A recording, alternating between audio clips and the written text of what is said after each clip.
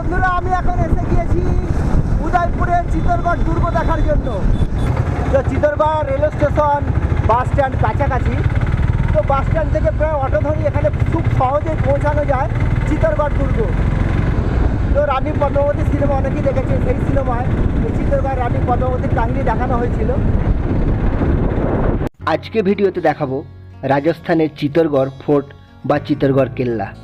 এই দিকটা প্রকৃতি যথেষ্ট সবুজ। চিতরগড় জায়গাটি বেশ জমজমাট। রেল স্টেশন থেকে বাস স্ট্যান্ডের দূরত্ব 2 কিলোমিটার। শহরে প্রচুর অটো চলে। বাস স্ট্যান্ড থেকে সোজা রাস্তা চলেছে ফোর্টের দিকে। চিতরে প্রবেশ করলেই নজরে আসে একপাশে পাহাড়ের মাথায় পুরো পাহাড় জুড়ে দাঁড়িয়ে আছে প্রহরীর মতো চিতরগড় কেল্লা। এখানকার সমস্ত দ্রষ্টব্য স্থান এই কেল্লার মধ্যেই। চিতরের ইতিহাস খুবই সমৃদ্ধ। চিতরগড়ের উপর শত্রুপক্ষের বারবার আক্রমণ হেনেছে। যে চিতরগড় একসময় মৌর্য শাসকেরা রাজত্ব করত। বাপ্পা রাওয়াল, হামির সিং, রানা সংঘ, রানা কুম্ভ, মহারানা প্রতাপ। সেই চিতরের সূর্য অস্তমিত হয় সম্রাট আকবরের সময়ে এসে। চিতরগড় দেখতে এসে তাই ইতিহাসের স্মৃতি রোমন্থন করতেই হয়। যে মৌর্য শাসকেরা পাহাড়ের মাথায় প্রায় 180 ফুট উচ্চতায় এই দুর্ভেদ্য চিতরগড় দুর্গ গড়ে তুলেছিল। প্রায় 700 একর জায়গা জুড়ে এই দুর্গে ছড়িয়ে থাকা প্রত্যেকটি দ্রষ্টব্য স্থানই অটো বা গাড়ি নিয়ে ঘোরা যায়। আমরা অটো করে পাহাড়ের মাথায় ওঠার সময় 7টি ফটক পেরিয়ে বা গেট মূল প্রবেশদ্বারে পৌঁছালাম। প্রধান প্রবেশদ্বারটির নাম হলো রামপোল। এটি অতীতে ব্রোঞ্জ নির্মিত ছিল। মুঘল সম্রাট আকবর চিতর জয় করে এই দ্বারটি খুলে নিয়ে দিল্লিতে চলে যায়। ভারতের দুর্ভেদ্য বড় দুর্গগুলির মধ্যে চিতরগড় একটি অন্যতম। এটা হচ্ছে হনুমান পোল।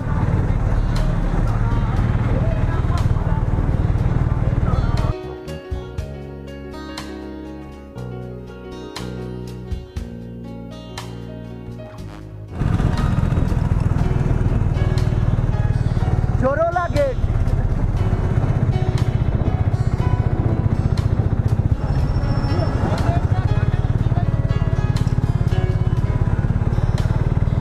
এটা হচ্ছে লক্ষ্মণ গেট, লক্ষ্মণ পোল।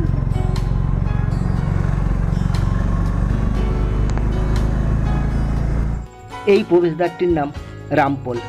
দুর্গ প্রবেশের সময় প্রতিদিন সূর্যোদয় থেকে সূর্যাস্ত পর্যন্ত এই দুর্গটি ভারতবর্ষের আরও 2-1টি দুর্গের মতো লিভিং ফোর্ট। এখানে প্রায় এখনও 4 থেকে 5 হাজার লোক বসবাস করে। দুর্গে জনপ্রতি প্রবেশ মূল্য 40 টাকা। তো এটাই হচ্ছে টিকিট ঘর। এখান থেকে চিতরগড় দুর্গ দেখার জন্য টিকিট নিতে হবে আপনাদের। তো 40 রুপিস টিকিট আছে।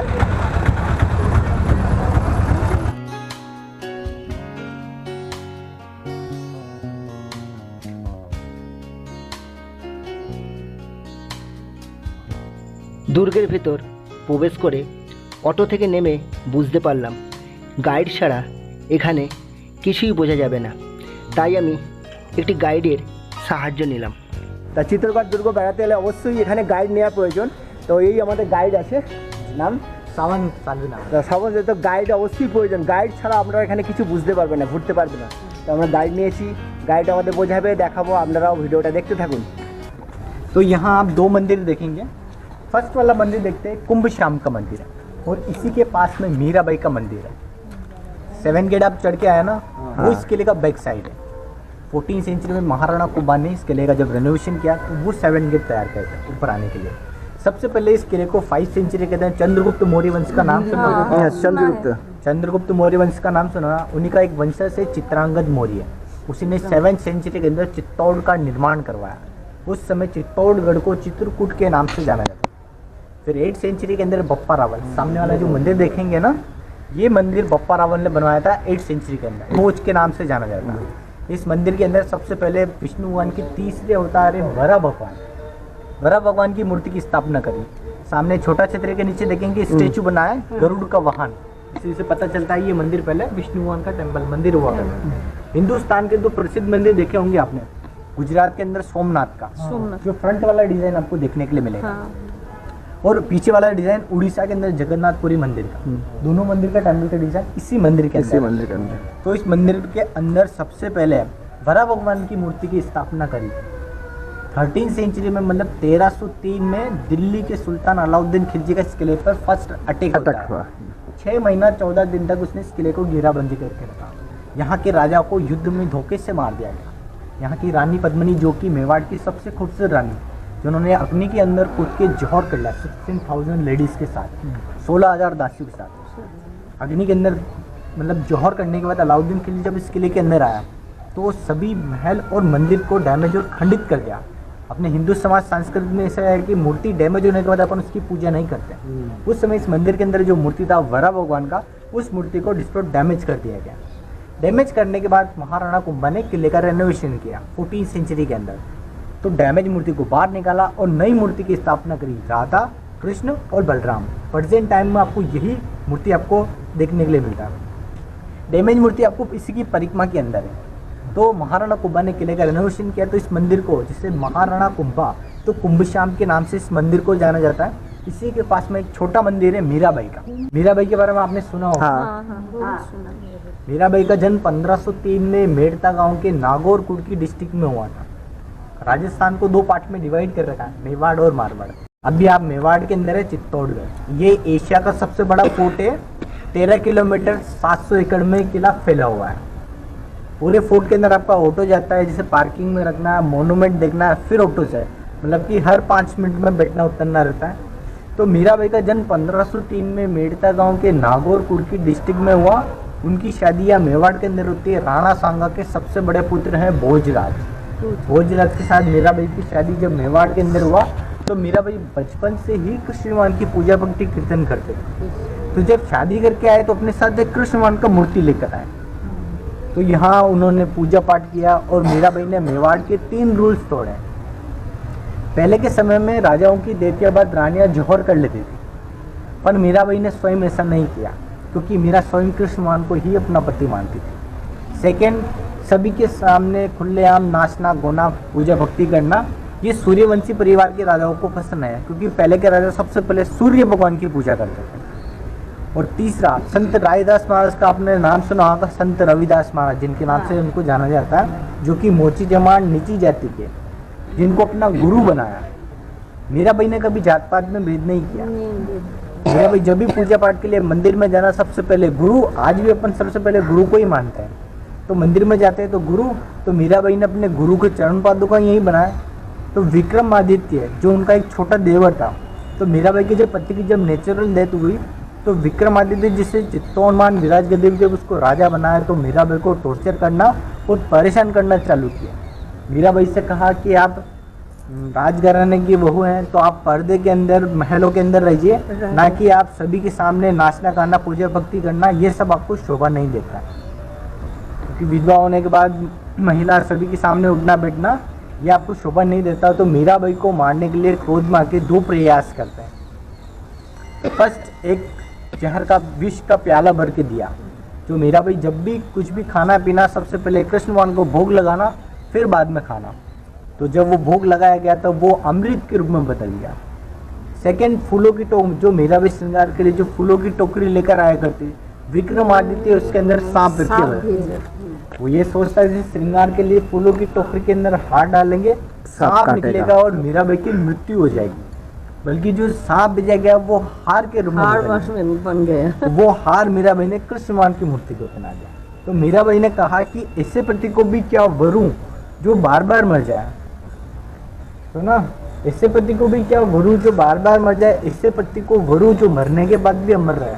मेरा स्वयं कृष्ण भगवान को ही अपना पति मानते हुए उनके ऊपर जब अत्याचार होते तो मीराबाई यहाँ से अपने साथ जो मूर्ति लेकर, वो मूर्ति यहाँ से लेके नागौर मेड़ता सिटी चली गई थी। ये मेरा, फिर वहाँ से मीराबाई ने 4 धाम की यात्रा करी। यात्रा करने के बाद लास्ट में आपने गुजरात में एंडिंग का मतलब कि मंदिर देखा होगा द्वारिका का। मीराबाई एंडिंग में वहाँ चली जाती तो वहाँ के लोगों ने मीराबाई को मंदिर के अंदर जाते हुए देखा, पर रिटर्न बाहर आते हुए किसी ने नहीं देखा। जब मंदिर के अंदर जाके पता किया, ना मीराबाई मिली ना मीराबाई की डेड बॉडी। कहा जाता है कि जो मीराबाई अपने साथ मूर्ति लेकर गई वो मूर्ति मिला, जिस मूर्ति से कहा जाता है कि आज भी एक पल्लू बार कहते हैं मीराबाई उसी मंदिर के अंदर, मूर्ति के अंदर समा गई।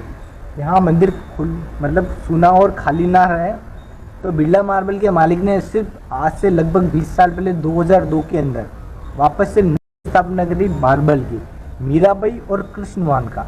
जहाँ सबसे पहले आप मंदिर दर्शन करेंगे, कुंभ श्याम का मंदिर। प्रेजेंट टाइम में इस मंदिर के अंदर राधा कृष्ण बलराम का मूर्ति है, और इसी के पास में मीराबाई का मंदिर है, जहाँ मीराबाई पूजा पाठ भक्ति कीर्तन करते हैं। तो बाद में नई मूर्ति की स्थापना करी 2002 में बिरला मार्बल के। तो मीराबाई के गुरुजी के चरण पादुका का भी वहीं पे। सबसे पहले आप यहाँ शूज उतारेंगे, ये मंदिर दर्शन करेंगे, फिर ऑटो में बैठने के बाद आप देखेंगे विजय स्तंभ, जौहर कुंड जहाँ रानियों ने जौहर किया, और समिधेश्वर महादेव का मंदिर और वाटर टैंक गौमुख कुंड। अगले पॉइंट पे एक ही साथ में 4 चीजें। ठीक है सर, ओके। तो चलो मंदिर আমরা দেখে নিই। মন্দিরটা দেখে। মন্দির দর্শন से ग्रुप फोटो होता है।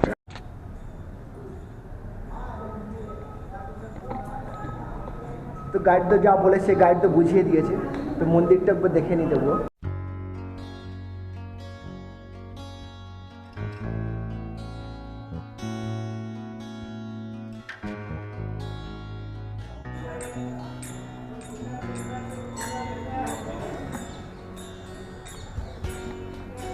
তো মন্দিরটা ঠিক পিছনে দেখতে পাচ্ছেন, পুরীর মন্দিরের আদলে তৈরি।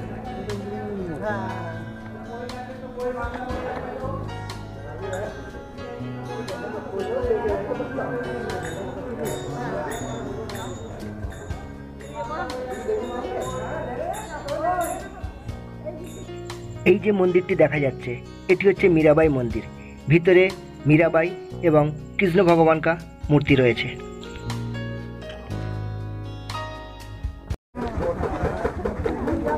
তো এখন আমি এসে গেছি চিতরগড় দুর্গের সে বিজয় স্তম্ভ। বিজয় স্তম্ভ দুর্গের প্রধান আকর্ষণ। কারুকার্যময় এই মিনারটি 37 মিটার উচ্চতা বিশিষ্ট। এটি বানানো হয়েছিল রানা কুম্ভের 1440 সালে গুজরাট ও মালব্যয়ের স্মারক হিসাবে। এই মিনারের ভেতর ও বাইরে পাথরের বুকে সূক্ষ্ম কারুকার্যময় দৃষ্টি আকর্ষণ করে। বিজয় স্তম্ভর উপরে ওঠার জন্য ভেতরে ঘোরানো সিঁড়ি রয়েছে। উপর থেকে পুরো চিতরগড় আর চিতরগড় শহরের ছবি স্পষ্ট দেখা যায়, তবে এখন সেটি বন্ধ আছে। আগে উপরে ওঠা যেত, এই তার গেট ছিল, তা এখন বন্ধ করা আছে, ऊपर আর उठते দেওয়া হয় না। महाराणा कुंभा सबसे बड़े भक्त थे शिव जी के, तो इस टावर को एक डमरू के आकार में बनाया गया। जहाँ देखेंगे नीचे से बड़ा है, बीच में से छोटा और ऊपर से बड़ा है। तो जीत की उपलब्धि खुशी में बनाया गया विक्ट्री टावर विजय स्तंभ। अभी अपन जिस गेट से चलेंगे वो गेट है उत्तरी जौहर गेट। जौहर गेट आपने नाम सुना होगा। जब रानियों ने जौहर किया, जिस गेट से एंट्री करी थी ना, वही वाले गेट से आप अभी अंदर निकलेंगे। अंदर निकलने के बाद एक आप गार्डन देखेंगे, जो पहले के समय में 40 से 50 फीट गहरा एक डीप खड्डा था, जहाँ रानियों ने जौहर किया। तो गवर्नमेंट ने उस गड्ढे को पैक करवा दिया और गार्डन के रूप में बना के छोटा सा हवन कुंड बनवा दिया। हवन कुंड इसलिए बनाया गया कि जितने भी दासियों ने जौहर किया, मतलब कि रानी पद्मिनी ने 16,000 दासियों के साथ अग्नि के अंदर कूद के जौहर किया। जौहर करने के बाद अलाउद्दीन खिलजी जब इस किले के अंदर आए तो सभी महल और मंदिरों को और सभी को डैमेज डिस्टॉर्ट कर दिया। तो गार्डन जो बनाया गया उसके बीच में छोटा हवन कुंड, जितने में आज भी महाराणा प्रताप के वारिस उदयपुर के अंदर रहते हैं, सिटी पैलेस के अंदर अरविंद सिंह जी और महेंद्र सिंह जी, उन्हीं के द्वारा किले के अंदर जौहर मेला लगता है। तो इस यहाँ जो गार्डन के अंदर जो बीच में हवन कुंड बना, उस हवन कुंड के अंदर पूजा करी जाती है। जितनी भी दासियों ने जौहर किया उनकी आत्मा की शांति के लिए। इस किले पर सेकेंड अटैक होता है 1534 में बहादुर शाह का जब इस किले पर जब सेकेंड अटैक होता है, तो उस समय महाराणा प्रताप की दादी राजमाता कर्णावती ने 13,000 लेडीज के साथ में वापस से जौहर किया था। दिल्ली के हुमायूं को राखी भेजी गई थी मदद के लिए। 2 दिन लेट होने पर रानी कर्मावती ने रानी पद्मिनी की तरह ही अग्नि के अंदर कूद के जौहर कर लिया। तीसरा अटैक होता है इस किले पर अकबर की सेना का 1568 में जब अकबर की सेना ने चित्तौड़ पर जब अटैक किया, तो रानी फूल कंवर ने 700 मतलब कि 700 लेडीज के साथ में जौहर किया। यहाँ एक मंदिर भी देखेंगे, जहाँ आप देखते हैं कि शमशान के अंदर हमेशा एक शिव जी का मंदिर होता है, आपको पता है ना। तो ये पहले के समय में 5 सेंचुरी के अंदर ये यहाँ का पहले के समय में यहाँ का ये शमशान हुआ करता। तो शमशान के अंदर शिव जी का एक मंदिर बना, जो जिस मंदिर का नाम अभी प्रेजेंट टाइम में जो मूर्ति था इस समय मतलब 11वीं सेंचुरी में जो मूर्ति की जो स्थापना करी शिव जी की, 13वीं सेंचुरी में 1303 में दिल्ली के सुल्तान अलाउद्दीन खिलजी का जब इस किले पर अटैक किया, उस समय इस किले के अंदर 113 मंदिर हुआ करते थे। बहुत सारे मंदिर पूरे डैमेज और डिस्टर्ब हो चुके हैं। उसके बाद में इस मंदिर के अंदर जो शिव जी का जो मूर्ति था उसको डैमेज किया। हिंदू समाज में संस्कृति है कि डैमेज मूर्ति की अपन पूजा नहीं करते। पूजा नहीं करते हैं तो डैमेज मूर्ति को बाहर निकाला और नई मूर्ति की स्थापना करी। ब्रह्मा, विष्णु और महेश, ये आप देखेंगे। विजय स्तंभ आपने देखा है। गेट में निकलने के बाद आप जौहर कुंड देखेंगे, सामने मंदिर दर्शन करेंगे, गोमुख कुंड देखेंगे, फिर ऑटो से अपन चलेंगे जल पैलेस, जहाँ रानी पद्मिनी को अलाउद्दीन खिलजी ने पानी की परछाई में देखा, जिसे जल पैलेस के नाम से जाना जाता है। তো কেল্লার ভিতরে এরকম পুরো দেখা যাবে আতা গাছ ভর্তি হয়ে আছে, ওখানে আতা চাষ হয়। এখনো পর্যন্ত কিল্লার ভেতর যত খাবার আসে সব নিচে থেকে। কেল্লার ভিতর কোনো প্রকার খাবার না খেতিবাড়ি হয় না কিছু চাষ হয়, সমস্ত খাবারপত্র সব নিচে কেল্লার উপরে আসে নিচে থেকে।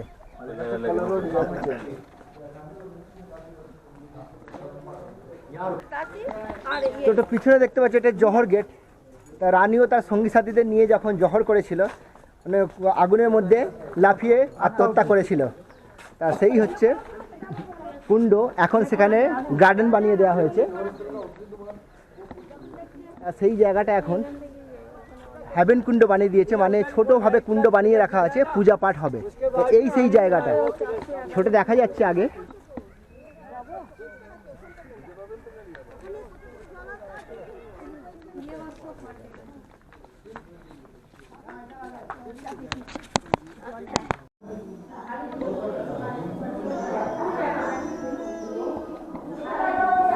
কেল্লার ভিতর একটি মন্দির আছে, ব্রহ্মা, বিষ্ণু, মহেশ্বর, তিন দেবতার ছবি।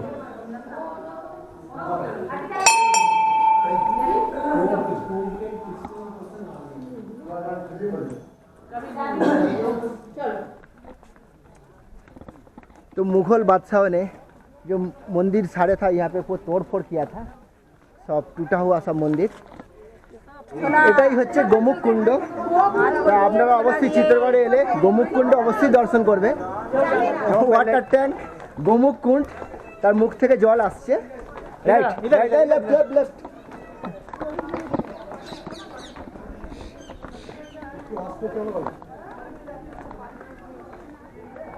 তো আমি নিচে পর্যন্ত যাব। এটাই হচ্ছে গোমুখ কুণ্ড। জল কোথা থেকে আসছে এখনো পর্যন্ত কেউ জানে না, এটাই জল সাপ্লাই দিচ্ছে পুরো তালাব মে। গোমুখ কুণ্ডের জল চিতরবাসীর কাছে খুবই পবিত্র জল। পাহাড়ের গা দিয়ে প্রশমনের মাধ্যমে গোমুখ কুণ্ড থেকে জল ঝরে পড়েছে অবিরাম ধারায়। এই জল জমে সৃষ্টি হয়েছে ছোট জলাশয়।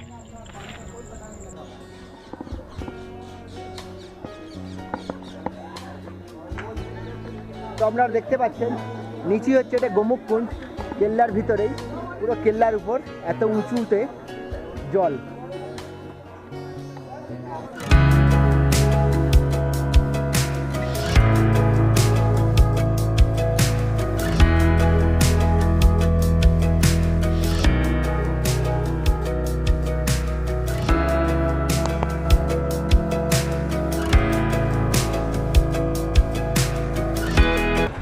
তো বন্ধুরা, চিতরগড় দুর্গের ভিতরে একটা কালী মাকা মন্দির আছে। তো আমি এখন এসে গেছি সেই কালী মাকা মন্দিরের সামনে। তো মন্দিরটায় যাবো, দেখবো। তো এইরকম সিঁড়ি বেয়ে ওপরে উঠতে হবে।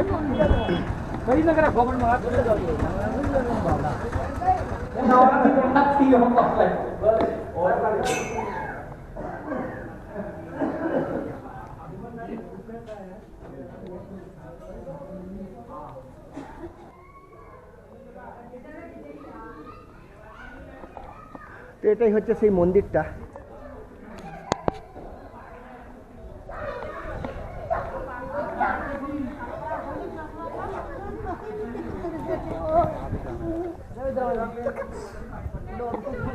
তো মন্দিরের ভিতরে ফটো তোলা অ্যালাউ নেই।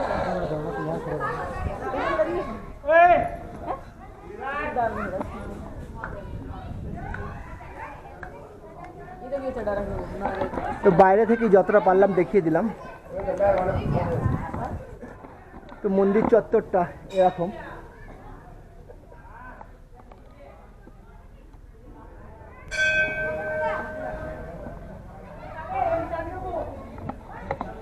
অনেকগুলি শিব মূর্তি রাখা আছে, শিবলিঙ্গ, সরি।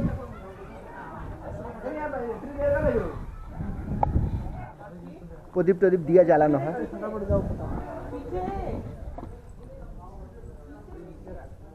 তো মন্দির দেখে নিচে নেমে এলাম। এই জায়গাটা অনেক হনুমান আছে, হনুমানদেরকে খাবার দেওয়ার চেষ্টা করবেন না।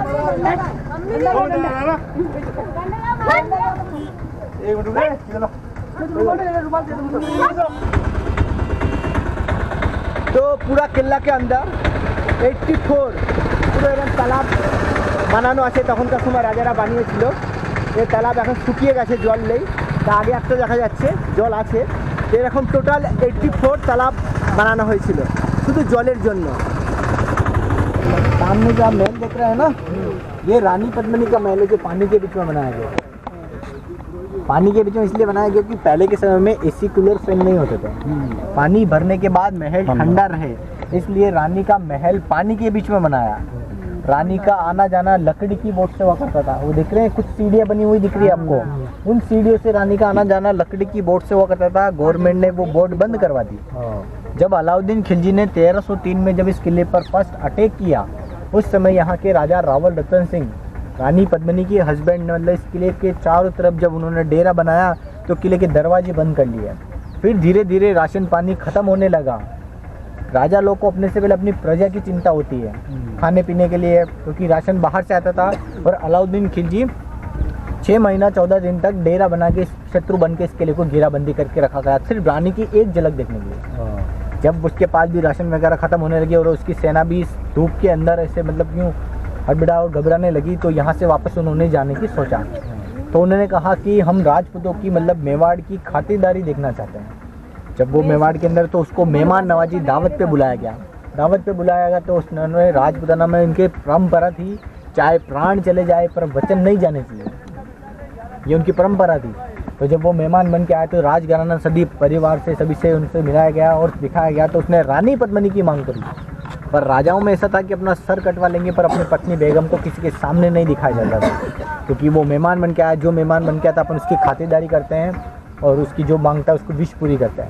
तो उसने रानी पद्मिनी को सिर्फ पानी की परछाई के अंदर एक झलक देखी। आपने मूवी देखा होगा, किस किस ने मूवी देखा? मूवी के अंदर ऊपर विरोध हुआ था, आपको पता है क्यों हुआ? क्योंकि मैं यहाँ का जो इतिहास है, इतिहास के साथ कभी छेड़छाड़ ना हो, इसलिए मूवी के अंदर ऐसा दिखाया गया कि रानी को शीशे के अंदर दिखाया जाता। पर पहले के समय में शीशे महल नहीं हुआ करते थे, सिर्फ रानी को पानी की परछाई, धूप में अपनी जो परछाई गिरती है ना, आपने बाजीराव मस्तानी वाली मूवी नहीं देखी, आपने ये 2 मूवी देखना, उसमें रिफ्लेक्शन के द्वारा पानी में परछाई गिरती है और सीधी दीवार के ऊपर जैसे परछाई आती है। कभी देखा है पानी में परछाई गिरने पर दीवार पे से रिफ्लेक्शन के द्वारा दिखता है? तो रानी पद्मिनी यहाँ सीढ़ियों पे और रानी अलाउद्दीन खिलजी सामने खिड़की वाला रूम है, उसी के अंदर था। उसके अंदर पहले शीशे लगवाए थे, टूरिस्ट जो आते हैं ना उनके हिसाब से लगवाए गए थे। फिर बाद में जब ये मूवी बना तो मूवी के अंदर ऐसा दिखाया गया कि रानी को शीशे के अंदर दिखाया जाता, पर जो इतिहास में जो लिखा हुआ है वो सीरियल मतलब कि मूवी के अंदर दिखाएगा, जैसा देखेगा वैसा ही समझेगा। अभी मैं समझा रहा हूँ तो आप वैसे समझेंगे। तो आप मूवी में देखेंगे शीशे के अंदर दिखाया, तो पहले के सिर्फ पानी की परछाई में एक झलक देखी तो उसके मन में लालच गया। रानी पद्मिनी इतनी खूबसूरत थी कि आप कल्पना नहीं कर सकते। पानी पीने के बाद गले से पानी दिखना और पान खाने के बाद गला लाल हो जाता, इतनी खूबसूरत। जब अलाउद्दीन खिलजी ने रानी पद्मिनी को पानी की परछाई में जब एक झलक देखी तो उसको लगा कि अगर रानी अगर पानी की परछाई में खूबसूरत दिखती है तो मुझसे सुंदरता अगर मैं फेस टू फेस देखूंगा तो कितनी सुंदर लगेगी वो। जब राजा यहाँ के वापस उसको छोड़ने के लिए गए मेन गेट सूरज पोल पे, जहाँ पूर्व में जो मेन गेट बना उधर के 7 गेट पूरे डैमेज है, बैटलफील्ड युद्ध का मैदान बना, जहाँ जब छोड़ने के लिए गए तो राजा को बंदी बना लिया और रानी को संदेश भेजा कि जब तक आप फेस टू फेस नहीं मिले तब तक आपके हस्बैंड को नहीं छोड़ेगा। तो रानी ने कहा कि मैं अपनी 800 दासियों के साथ पालकियों में बैठ के आऊँगी। पालके जानते हैं आप करने में? तो 2 सिपाही थे उनके, गोरा और बादल। गोरा बादल ने कहा कि इन 800 पालकियों के अंदर अपन सैनिक भेजेंगे। तो सभी सैनिकों को महिला के कपड़े पहनाए और किले के बैक साइड में जब पालकियाँ भेजी तो किले के बैक साइड में युद्ध हुआ। तो राजा को अलाउद्दीन खिलजी मलिक कफूर ने पीठ पे धोखे से वार करके राजा को मार दिया। ये बात जब रानी को पता चली तो यहाँ से रानी अपनी 16,000 मतलब कि 16,000 लेडीज़ के साथ में अग्नि के अंदर कूद के जौहर कर लिया। पहले के समय में राजाओं के डेथ के बाद रानियाँ जौहर कर लेती, तो रानी पद्मिनी ने जौहर किया। अब तक कर दिया, हाँ सती बोला जाता है जिनको। जौहर के बाद अलाउद्दीन खिलजी जब किले के अंदर आए तब तक रानी ने जौहर कर लिया। फिर उसके बाद में सारे मंदिर और महल को डैमेज खंडित करके वापस यहाँ से दिल्ली लौट गया। तो रानी का ये महल है जो पानी के बीच में बनाया गया था, जल पैलेस के नाम से भी इसको जाना जाता है। तो ये देखेंगे कि आप पानी के बीच में, क्योंकि मैंने जैसे बताया आपको पहले एसी कूलर फैन नहीं होते थे, तो पानी के बीच में बनाया। तो ये सिर्फ रानी 4 महीने इस महल के अंदर, मार्च, अप्रैल, मई और जून, बाकी के 8 महीने इस किले के अंदर एक कुंभा पैलेस है, जहाँ फोर्ट का सबसे बड़ा महल है, जिसके अंदर शाम के समय लाइटिंग साउंड का शो चलता है। जैसे मैं आपको हर जगह चल के समझा रहा हूँ ना, ये सारी चीज़ आपको एक ही जगह बैठ के सुनने के लिए मिलती है, और लाइटिंग वगैरह चलती है वो कुंभा पैलेस के अंदर, जिसके अंदर रानी 8 महीने रहती थी। तो ये मेन हो गया रानी पद्मिनी का महल, जो पानी के बीच में बना हुआ है।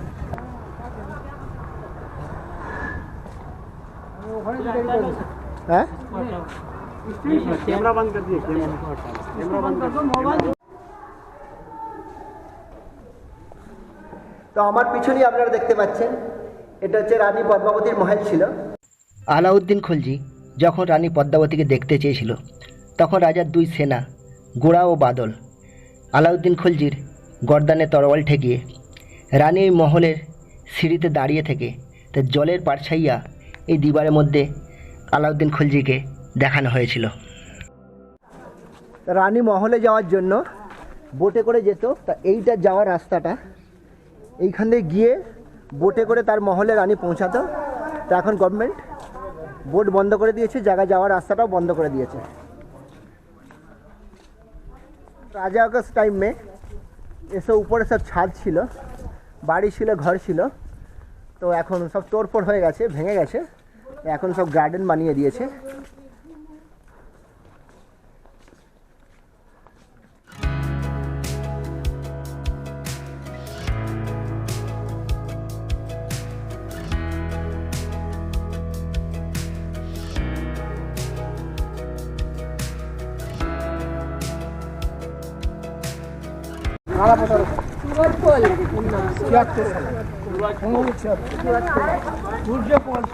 তো এটাই হচ্ছে সুরাজ পোল, মেন চিতরগড় দুর্গের সুরাজ পোল, মানে সূর্যের প্রথম রশ্মি এসে আগে পড়বে কেল্লার ভিতর, পূর্ব দিকে অবস্থিত।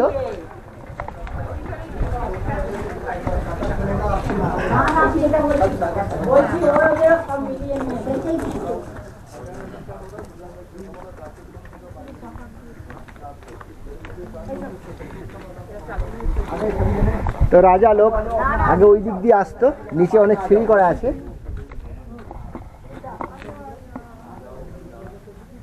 ये मेन गेट है सूरज पोल गेट। आप उन गेट से आए थे जो रेनोवेट किए गए हैं 14th सेंचुरी के अंदर। ये 5th सेंचुरी के अंदर के बनाए गए गेट हैं। इस गेट का नाम है सूरज पोल गेट। इधर देखेंगे पूरा बैटलफील्ड, युद्ध का मैदान है जहाँ खेती करी जाती है। एक फर्स्ट पहाड़ी देख रहे हैं, लेफ्ट में सिर है, बीच में पेट है और उधर पैर है। कुंभकर्ण पहाड़ी के नाम से जाना जाता है, जैसे कोई रावण सोया हुआ है, ध्यान से देखना इसको। और नीचे का सेकेंड गेट जो कि पूरा डैमेज है, और नीचे के 5 गेट पूरे टूट चुके हैं। इधर से जब अटैक किए तो इधर के सारे गेट डैमेज हो गए हैं। इन छेदों के अंदर से गर्म पानी, तेल डाला जाता था युद्ध के समय कि दुश्मन सीधा ऊपर से न चढ़े, और छोटे छेदों के अंदर से तीर कमांड चलाई जाती थी।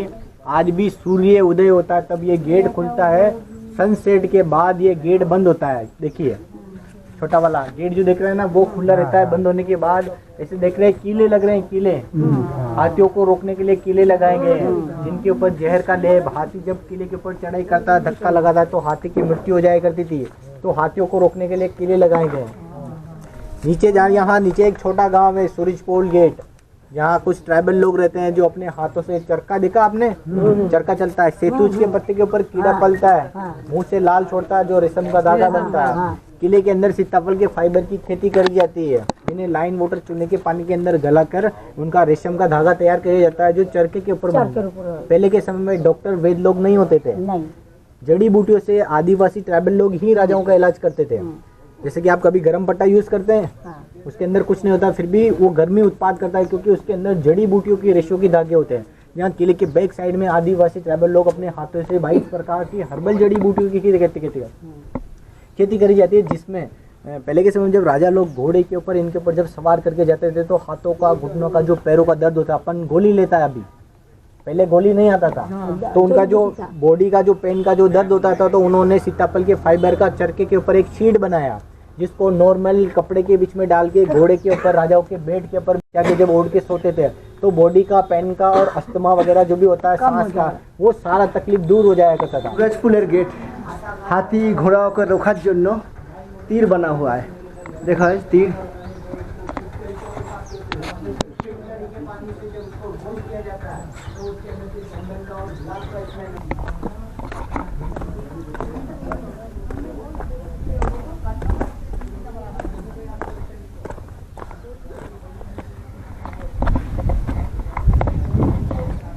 এই কেল্লার নিচেই বঞ্জার জমিন দেখা যাচ্ছে, ব্যাটেল ফিল্ড। এখানে রাজা অনেক যুদ্ধ করছে, নিচে জমিন। আগে ছোট ছোট গাঁও আছে।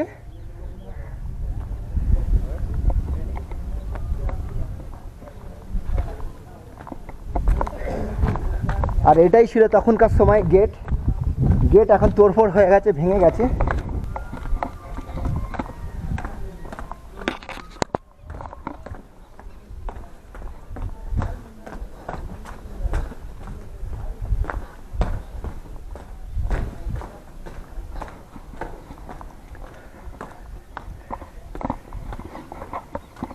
এই হচ্ছে সেই রাস্তা, এখান দিয়ে সব শত্রুরা অ্যাটাক করতো।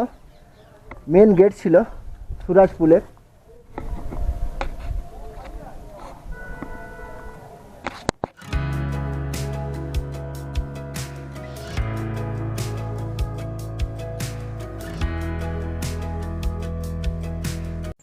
সুরাজপোল থেকে প্রায় 400 মিটার আগে এসেই দেখতে পেলাম কীর্তিস্তম্ভ। এটা নিচে থেকে প্রায় 30 ফুট আর মাথার দিকটা প্রায় 15 ফুট চওড়া। এর উচ্চতা প্রায় 75 ফুট। 12 শতকের দিকে জৈন ব্যবসায়ী জিজার দ্বারা এই তীর্থঙ্কর আদিত্যনাথের উদ্দেশ্যে এই মিনারটি নির্মাণ করা হয়েছিল। কীর্তিস্তম্ভের কাছেই রয়েছে এক জৈন মন্দির। মন্দিরের গায়ে শিল্পকলা অসাধারণ। পুরাতত্ত্ব বিভাগের একটি মিউজিয়ামও রয়েছে এখানে, এবং মন্দিরের ভিতরে রয়েছে তীর্থঙ্কর আদিত্যনাথের মূর্তি।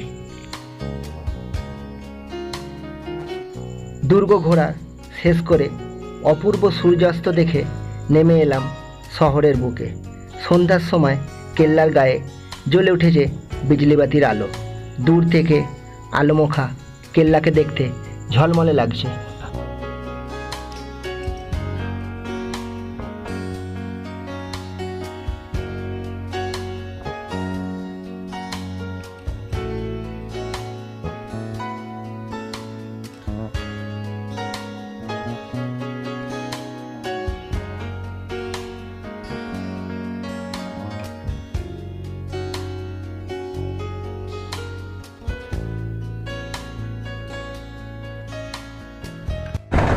চিত্তরগড় দুর্গ দেখা এখানেই শেষ হলো।